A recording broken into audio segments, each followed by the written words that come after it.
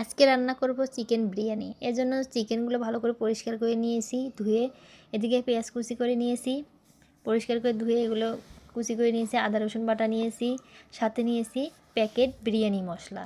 এখানে হাফ নিয়েছি। এখানে নিয়েছি তেজপাতা, দালচিনি, জিরা, কিশমিশ। এদিকে 2 পট প্লাস চাল নিয়েছি, 2 কাপ প্লাস চাল ভিজিয়ে রেখেছি। এদিকে একটা পাতিল চুলার উপর বসিয়ে দিয়ে দেবো সাদা তেল। সাদা তেল দিয়ে এটা কিছুক্ষণ গরম করে নেব। দিয়ে দিছি দালচিনি দিয়ে তেজপাতা দেব। তেজপাতা দিয়ে একটু লাড়াচাড়া করে নেব। দিয়ে দেবো পেঁয়াজ কুচি। পেঁয়াজগুলো ভালো করে ভেজে নেব। ভালো করে লাড়াচাড়া করে এগুলো পেঁয়াজগুলো ভাজি করে নেব একটু লাল লাল টাইপ করে। এগুলো একটু লাল লাল হয়ে আসলে, একটু নরম হয়ে আসলে দিয়ে দেবো এখানে আদা রসুন বাটা দিয়ে দেবো এখানে মরিচ, লবণ দিয়ে একটু লাড়াচাড়া করে নিয়ে দিয়ে দেবো বিরিয়ানি মশলা, প্যাকেট বিরিয়ানি মশলাটা এখানে দিয়ে দেবো, যেটা আমি আগে থেকে ঢেলে রেখেছিলাম। এটা দিয়ে কিছুক্ষণ লাড়াচাড়া করে একটুখানি পানি দিয়ে কষিয়ে নেব। এটা কষানো হয়ে গেলে লাল লাল হয়ে আসলে দিয়ে দেবো আগে থেকে ভাজিয়ে রাখছিলাম মুরগির মাংসগুলো, এগুলো দিয়ে দেবো। মুরগির মাংসগুলো দিয়ে এখানে লাড়াচাড়া করে নেব। লাড়াচাড়া করে একটু এখানে অল্প আছে এটা রান্না করে নেব। এটা রান্না এদিকে রেখে দিয়ে এখানে আরেকটা পাতিলে দিয়ে দিছি সাদা তেল, দালচিনি।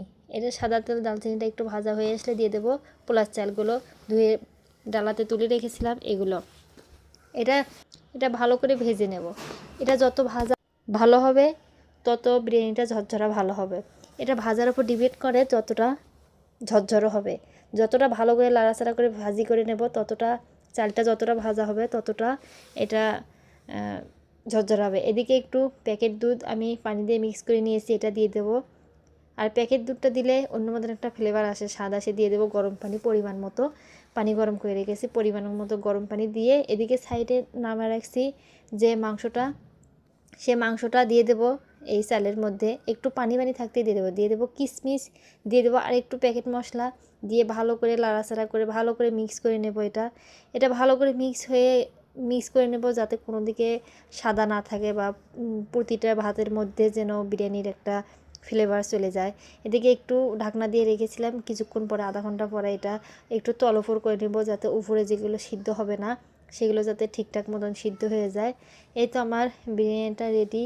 কেমন হয়েছে বিরিয়ানি আপনারা সকলে জানাবেন। আজকে রান্নাটা কেমন হলো।